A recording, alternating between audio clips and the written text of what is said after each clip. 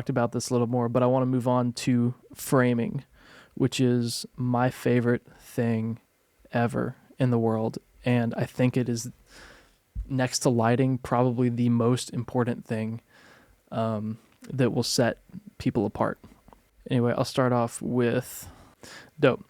So this one is super easy to think about. The rule of thirds is essentially that's your basic method of framing things. So this can help out musicians a lot, because if you're in a room, or say you're shooting like content for yourself, right? You can frame yourself to where, sorry, I'm trying to figure out how to phrase this. This is really important for musicians, because if you have yourself in the center of the frame, it also accentuates the cool background that you probably have, or at least I hope you have, because you need one of those. And it also just makes everything so symmetrical and accentuates your personal attention to detail. So it's really how, if you think of those like really aesthetic, like, you know, it's like street photographers, like the film guys, which I'm one of, so I can talk about them like that. But everything is so like symmetrical and square and blocky, and like it makes shapes.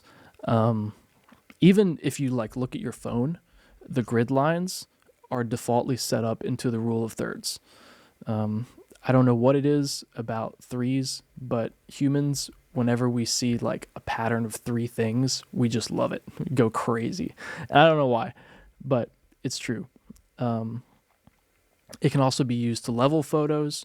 So if you find something horizontal in your photo, you can use that in post to like level it, or even as you're shooting it, you can use it to pretty much just set the quality of the photograph, which is awesome. And you can tell it's shot using the rule of thirds because there's three sections just like that.